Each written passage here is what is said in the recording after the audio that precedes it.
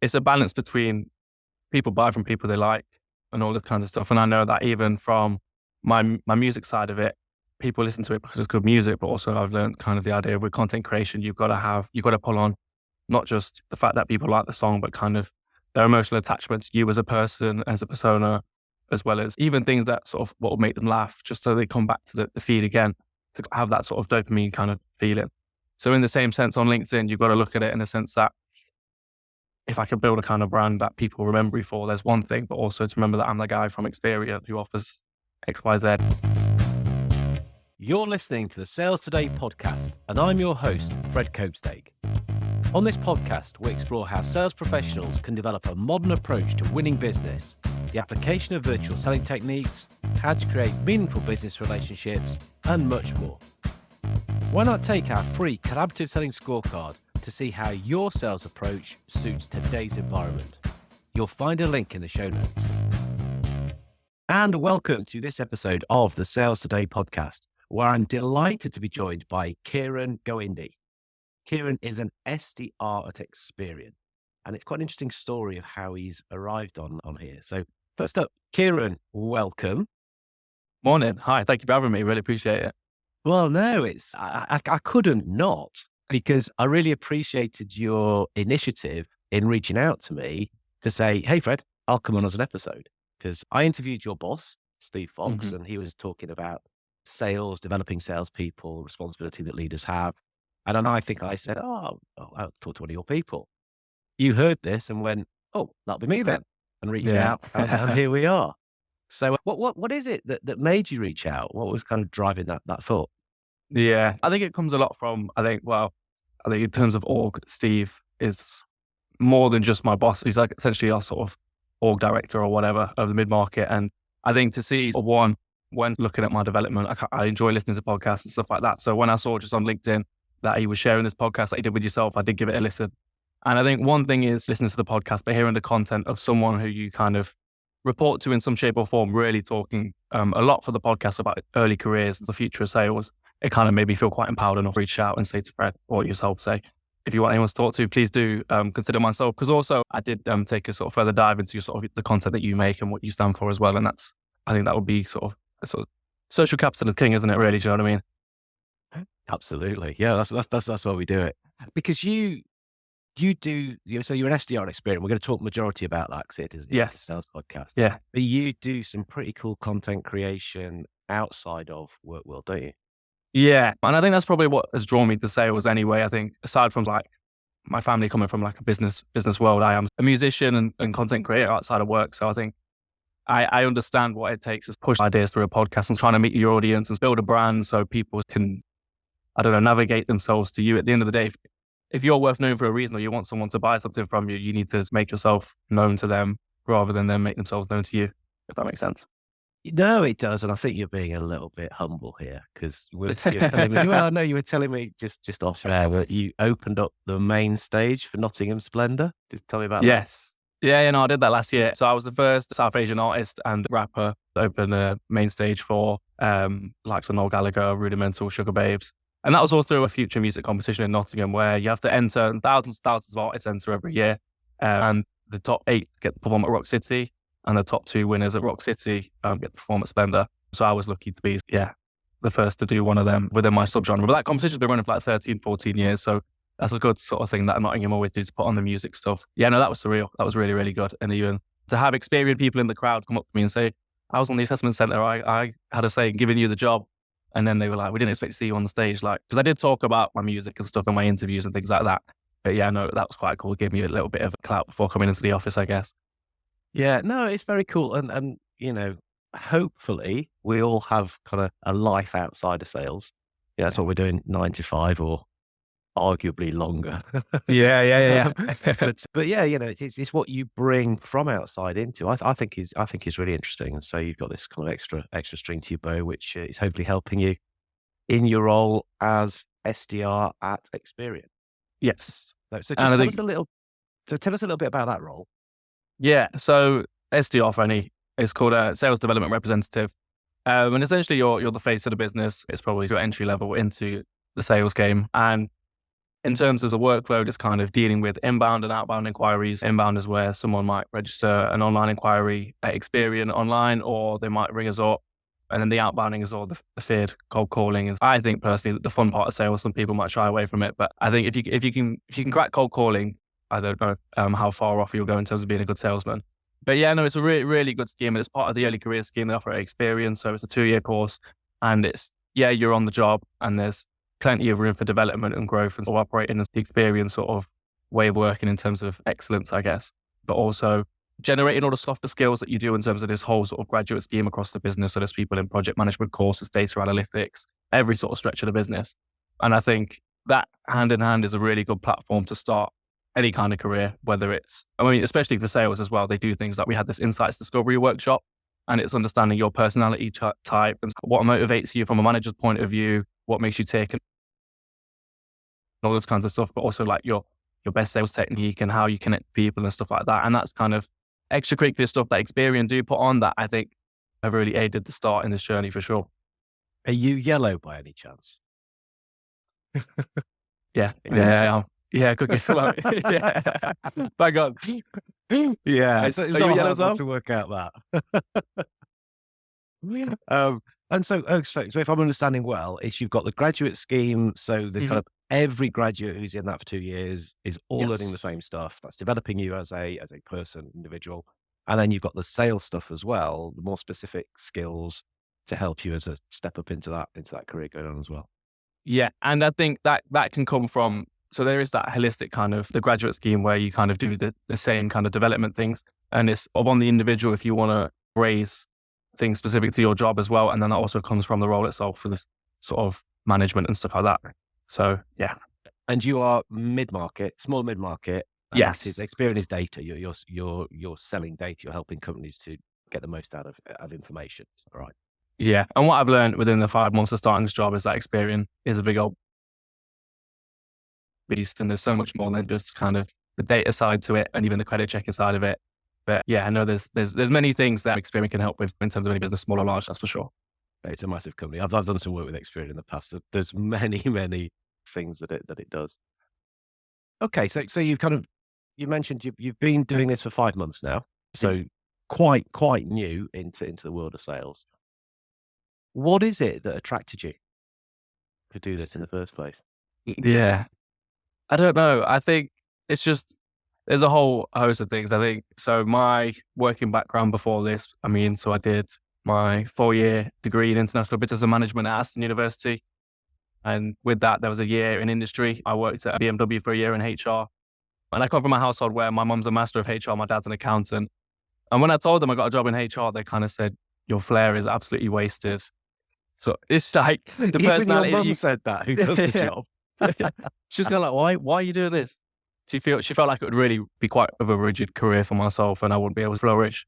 And even my dad always said you could sell water to a fish. And even there was this thing where like at school, I was friends with some people that may not have been the best influence. So my dad's kind of way of that was kind of, you're going to go to play football X amount of times a week. You're going to do your homework and do all that. But then here's a few chocolates, a few sweets. Sell them. Here's a little bit of pocket money. In our religion, it says you give X amount to charity. You can give a bit of pocket money to your brother, and it kind of teaches you how to earn a bit of money. And the only thing is, if the teachers catch you and you get isolation, your dad doesn't know. That's the only thing. You don't snitch either. Well, I know in the religion it says you got to give some to charity, but where does it say you got to give some to your brother? Well, yeah. Well, that's just was that a family interpretation? That's a family interpretation of just looking out for your others, I guess. But no, it kind of just that from then. I was able the thrill of just being able to make a bit of money just from taking a bit of extra sweets to school, or just there's no excuse to not make a bit of money basically and get by. And looking at my ancestors who made the move from India to England in the first place, started with nothing, and then they kind of gave my parents a platform to have the careers they do. So I think that the fact that there's always opportunities to make money out there is probably what drew me to sales in the first place. Yeah. It's interesting that's what's attracting you at the moment. But your mum had picked up on the fact that you're going to feel constrained in a job which has got almost like fixed dimensions. Whereas in sales, we know that there's so many different angles, there's so many different approaches, there's so much different stuff that you can do. You can go where you want on this. You really can. And I think that is when you say bringing my own to it in terms of the music element, the confidence. I guess, the sort of when you performed at Rock City when there's 1,500 people in the crowd, or Splendor when there's a good few thousand people in the crowd, and engaging them from the start. And even to start with, it's taken sort of 9 to 10 years to get to that point in the music front. So then being able to have sort of the nerve or the ambition to try and put on my own show when I was 18 in Nottingham and sell that out for 100 capacity, to then do, when I went to uni, do 250 capacity at uni. It's kind of, you're marketing yourself as a brand, as an artist. You're the one sort of going out there selling the tickets. And it puts things into perspective that if I can do this, why not take a full career and sort of see how that goes? It's interesting. I mean, you mentioned two things there: creativity that we need in sales, because you've got to kind of work out, well, what's the message that people need to be hearing, and how can I put it together in a way that's interesting, that's going to stand out, and I guess your use of words is going to be very helpful there. And then the confidence. I mean, confidence is a huge part of professional selling. No, I appreciate that. And to be fair, I think one thing that I've learned is, even within the intake of our team, starting this with other graduates and other apprentices, is seeing the different personality types and how everyone can bring their own into the sales role, whether it is they might be into new business or account management. That even, I mean, I think people look at confidence as you've got to be loud, verbose, kind of boisterous, but I don't think that's always the case. You can be very quietly confident and still be able to sort of take hold of a room or a certain conversation in a certain direction, for sure. Yeah, no, there is quite a lot of stuff out at the moment, or there's a developing research in kind of introversion, extroversion. And Yeah. everyone would say, well, of course you need to be extrovert to sales. Well, that's not confidence. It's a different thing. 100%. Introverts are excellent at listening. They Yeah. concentrate, they think. And, that's what I want a salesperson to do. If someone is saying to me, I want them listening to me and trying to make sense of stuff together. And if they're going to be thinking about it rather than just like yapping away, then, that's probably going to be a better, more useful use of our time. 100%. And I think with every extrovert, you need an introvert sometimes, just to balance things out. Yeah. I think it's called ambivert, isn't it? You want to be able to channel both of those That's it. to be doing the right thing at the right time. Yeah, for sure. Okay, so it's a role that is allowing you to flex, and you can almost, I guess, see the future and go, "There's so many different ways in which I can go." Mm-hmm. So what elements are you currently really enjoying then? What's the best bit? I think the beauty of it, I think, and even the manager in which I report into has branded it perfectly, is like, to come into a business like this and come into a sales function like this, where you're in a cohort, is the rarest thing. Normally when you start, you're a newbie, you're a new starter, you're on your own. To be sharing this journey with a few other people in the same position as me is great, to see who is benefiting in what ways, and what little tips and tricks people are learning. I think to be on that journey with other people is fantastic. But I think in terms of the role specifically, just being able to just get on the phone, represent a really big brand. And I think the best thing about this whole sort of process is that Experian have implemented this whole kind of 12 weeks sales training scheme. So even for people who've had no sales experience or whatever, you can really get up to speed. And from myself, even before starting in the role, is little things like, as I said, watching podcasts. And even when I'm on TikTok and Instagram, my feed and my few pages just full of just sales influencers and people, online personas like yourself, just coming up with different techniques. And it's just digesting that content and just being a sponge for at least the first 5 months, and just trying to put anything into action. But yeah, just getting on the phones, representing the brand, networking, and being with the cohort has been the best parts of the job so far, for sure. Yeah, I'm just dipping my toe in TikTok at the moment. Yeah. It's, I have to be honest, it's not TikTok deliberate content. It's where I've done Yeah. a webinar, which is 45 minutes, and then we get a bit of AI to chop it up and put it into like the 60-second videos. But no, it's something. And if that's how people can access it and it gets the message across, brilliant. And that's And I the point, think isn't it? that's what it is. Yeah. People's attention spans are diverting into this kind of the short form. And it is what yourself and Steve spoke about a lot, of kind of the social media and shortening attention spans. How are you going to get your message across in the quickest amount of time so that they can leave that video either remembering it or just being a distant memory by scrolling on to the next one? Yeah. Well, I don't know yet. I've not been on long enough to really give it any proper analysis. But so we might be touching then on my next question, which is, if that's the stuff that you enjoy, what are the challenges that you're finding at the moment? What's the stuff that's a bit tough? Yeah, it's a great question. I'd say, I think off the cuff, I think it's just remembering, and it's drilled into you, and it's no sort of hidden sort of idea that sort of the red tape around the world Experian operating, sometimes you've got to be very careful. And it's different to, I guess, in my younger years, selling sweets on the playground, so then doing all sorts of these other kind of sales roles where you can just literally say anything, someone will buy it, crack on. You've got to be really careful and ensure that you let the client know that all calls are recorded for training and monitoring purposes and all this kind of stuff when you are the front of the business and they're engaging in sort of an interaction that they might not know would be put elsewhere.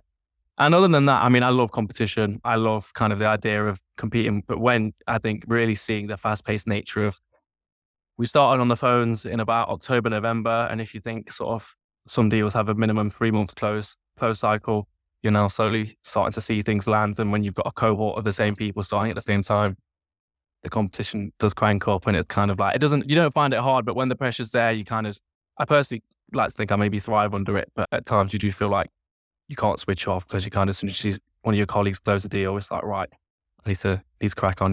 So it's maybe trying to find time to switch off at times where I struggle. And with these deals then, are you seeing them the whole way through, or are you passing these over to an AE, account manager, somebody else? How does it work in your world? So as soon as we've got them in, booked the appointment, whether it's inbound or outbound, we pass them over to our specialist. So it'll be a new business specialist and it might be a product specialist. And then if that closes, then if there's an existing client, it will go to an account manager of some sort, and then that is maintained. But ultimately, we're recognized from when the deal closes, if that makes sense. So it will be exciting to see what kind of, and say down the line, getting involved in that sort of sales process away from just the appointment booking is the aspiration, obviously. Yeah. So how much input are you having then? So you're having to reach out, you're making the very first contact, you're getting people interested, you're opening up the conversation. How quickly do you pass that over to the specialist? You know, I guess the question is, how much selling are you doing? Yeah, no, it's definitely, I say from the cold calling aspect, I'd say it's kind of straight away getting their attention and trying to understand the sort of emotional standpoint on it is what it is you're offering. But ultimately, that's probably as far as the selling goes, is almost getting their emotional barrier down to at least let them say yes to the call. Because if they say yes to the call, then they are interested. And then that is left to the hands of our specialists or our new business representatives who carry that forward. And we have, as SDRs on the graduate scheme, we are always pushed to sit in on these calls because Steve Fox is always looking at us and our manager's always looking at us that the next step could be just around the corner. So we've got to be ready for sure. Okay, we'll come on to the next step in a minute. But I'm interested in your attention grabbers, and probably some people listening here might be some other SDRs who, like you say, love sharing stuff. Because it's working for somebody, might work for them, might not work for them. It's nice to have the option. So yeah, what's your current favorite? For me, we've got the fire alarm going on. Can you hear that coming through? Do you use that one? Do you really think, oh, the fire alarm's coming up? I'll have to be really quick. Yeah, no, that'll be very good. There we go. We've invented one. Well, if there's a fire alarm, it's usually because they're playing my music. What, people trying to escape? Come on. But no, I would say one that's really working for me on the cold front at the moment is kind of asking, would you be opposed to, and then saying what it is you're offering, whether say, here's a selling point, here's the offering. Would you be opposed to hearing a 30-minute call as to how this would benefit you further? It kind of, when reading that, I've had quite a few bites just to say, well, actually, I wouldn't be opposed to hearing how this would benefit me. Yeah. And so, okay, so that's once you've got into the body of the call. Yes. What are you doing in the first 5-10 seconds? What's your current go-to? I think honesty goes a long way. There's been a few times where I've got past a few gatekeepers just because I've said it with confidence. This is what I'm looking for. There's been email correspondence and kind of just having that kind of confidence to tackle an outbound like it is an inbound. And obviously, there might not have been a response from the initial email, but I always will drop an email to start with just because there has been correspondence. There's no lie in that and saying that there has been email correspondence. So you've got past the gatekeepers at that point, and then they've said, hi, I've not got this plan call from Experian, I can help. It's just kind of straight away, there's kind of this change in my tone. It's like, well, actually, yeah, you can help me, and almost sound like there is a bit of concern. So it's like, okay, I think people feel quite empowered when they're almost feeling like they can help someone and someone's come to them. But then ultimately, straight away, I'm going to say, yeah, you can help me. And just be completely honest. This is a sales call, 30 seconds of your time. I can see you work in this space. Would I be right in saying that X, Y, and Z problem is something that you would be directly responsible for? And they'd say, well, yeah, actually, I am. And I say, right, well, would you be opposed to hearing a 30-minute call with our specialist just to hear how we can help X, Y, Z process achieve X, Y, Z result?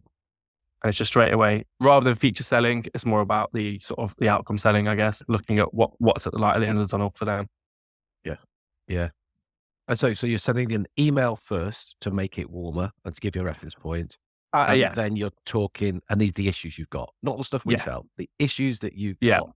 And they go, whoa, you actually read my mind here. Or no, I don't. Okay, well, if you don't, then no point just talking, is there? Exactly. Or you're kidding yourself. Exactly. And I think for me, it's kind of, I like just dropping the email in first just to kind of plant the seed, and then the call can be me watering the seed, if that makes sense. Yeah. Yeah. Okay. And so you're giving yourself that reference to so yeah, and then so this is a sales call. So yeah, straight up honesty. Okay. And it has worked, because when I've tried to be a bit more fluffy and a bit more kind of, I don't know, kind of add some flair to kind of some attention grabbing, it kind of leads to, they can tell what it is, they hang up, they're not interested, or it's straight. And that can damage your confidence in one way or another. So I think it's just the fact that, be it that transparency, at the end of the day, you feel like less of an idiot, and it feels less personal if they're hanging up when they know it's already a sales call. Detached from the outcome, all that good stuff. Yeah. That's it. And who are you normally calling then? Because I suspect this has an impact on what's working for you. Yeah. Who's I mean, we always try and go for decision makers. That's probably the hardest thing, but we're always trying to go for the people that are there to make the final decision, or anyone that, I mean, it sounds stupid, but the product that will be relevant to, in this case, that's sort of, if we're selling a background checking product, it has to go to any senior figure in the HR world of that company, for example. okay, so it's background. So I mean, you're talking director level. Yes, that's it. So Yeah. Pretty time poor, driven people who need you to get to the point very fast. Yeah. Which is And I think this is what it's about. Bang.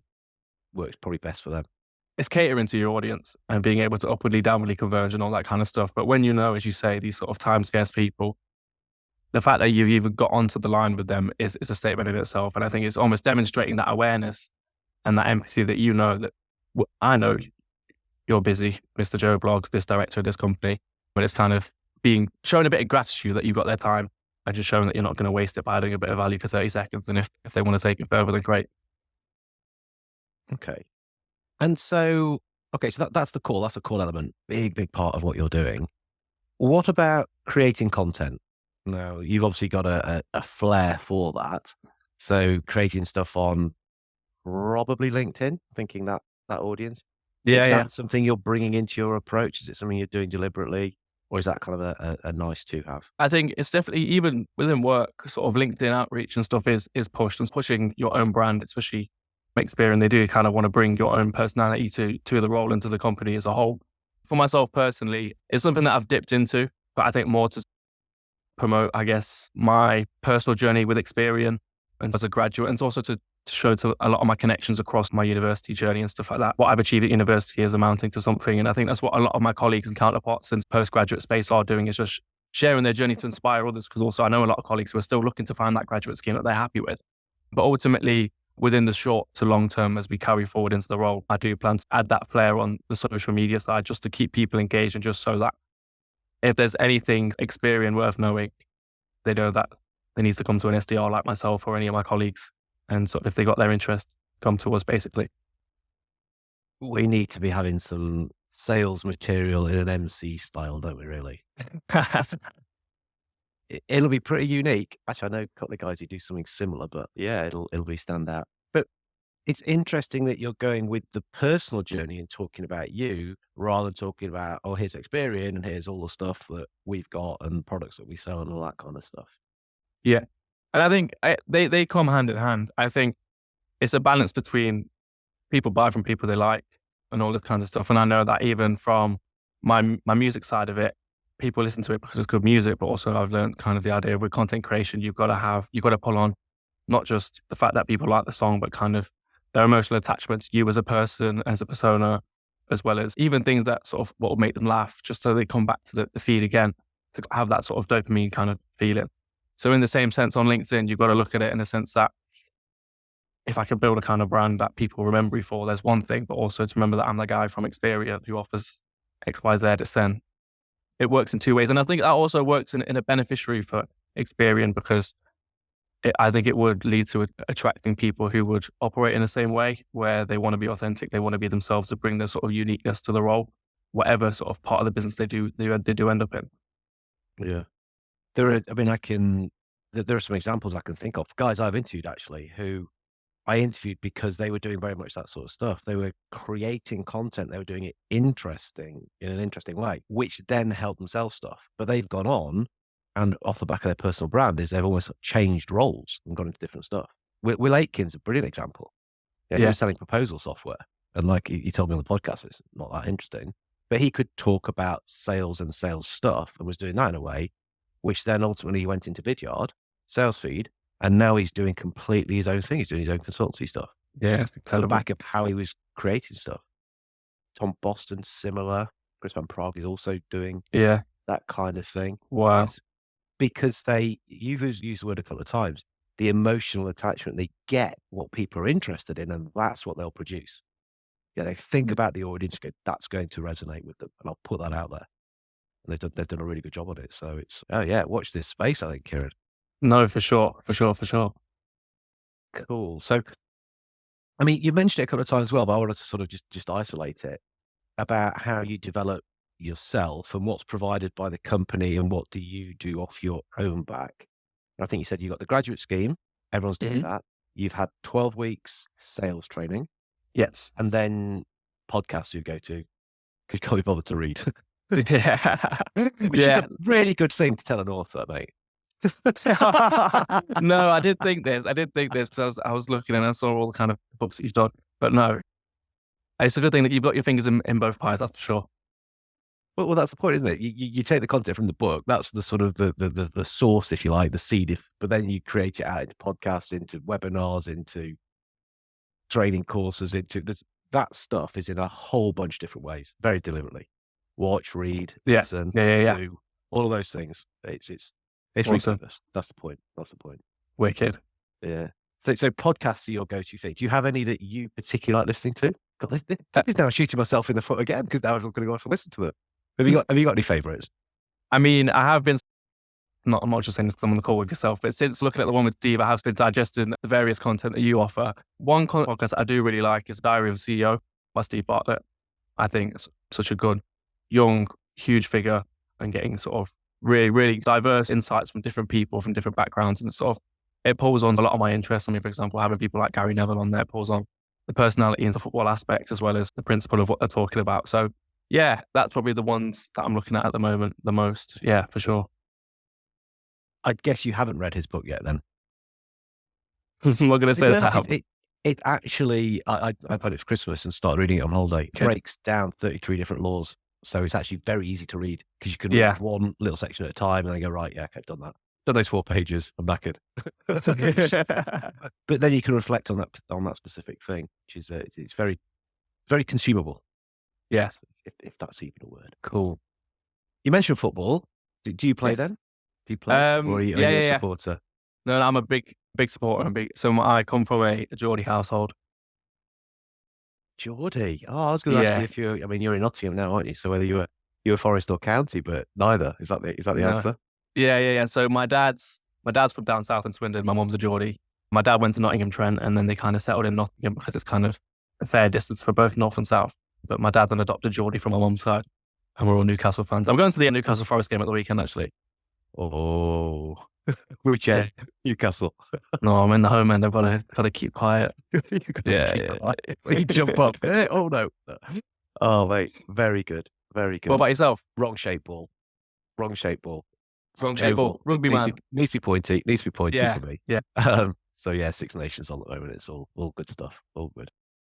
Okay then. So as we start to wrap up a little bit, I mean, it might be difficult to answer this, but now, what ambitions do you have? Because I mean, you sound pretty ambitious. If you could chart the next couple of years, and things could change, but where do you see yourself? What would you like to do? Yeah, I think my manager always reminds me of the reason why we're working in sales, and it might be the sort of money motivation or what you can do with it outside. And I think outside of it, the big thing is that I've got the freedom to have a sort of potentially unlimited earning potential and try and invest that in the passion of my music. But aside from that, I'm really in the career at a company that I think is perfect fit. And I think the first time in my life where I've really got to the point where I've got some sort of direction in sort of corporate way. So I think sort of the ambition is just to give both the best shot I can possible, manage it as best as I can, but ultimately in the corporate world, say music doesn't go the way I want it to go, definitely just excel. Hopefully potential get into sort of managing a sales team would be really, really interesting, especially having that HR prerequisite knowledge and understanding how sort of people work. The first question I got asked when in my interview was all this HR experience, why the sales now? And it's kind of like, I felt like I really had to learn the art of understanding the emotions of people to be able to sell to them. So I think that kind of falls in the same line of managing people, but ultimately that in the very, very long term. In the short term would be to sort of master the SDR role as good as possible, sort of be an absolute wizard on cold calling, and then hopefully by the end of the year, hopefully end up in some sort of new business role where I have a bit more of a capacity in sort of the sales cycle for sure. That'd be great. Awesome. I mean, you've mentioned emotions 3 or 4 times now. Well, no, if you stay on that track and understanding that that's what's really important when we're selling, Yeah. the logic, the features, all that sort of stuff, part of it. But it's Yeah. that emotion. Emotion drives motion. Well, that's what I'll say. That's it. And that's what shifts, so. yeah, I think even a lot of people like yourself and other people within the space, you kind of allude to the idea of kind of selling has transformed into helping people make the right decision rather than selling or something. Helping them think that's the drum that I will bang. We collaborate with people, and that's about helping them get their head around stuff, not For sure. pushing what it is we do. Could end up on something that what we do. Great. Just helping them to think is the key piece. So, Yeah.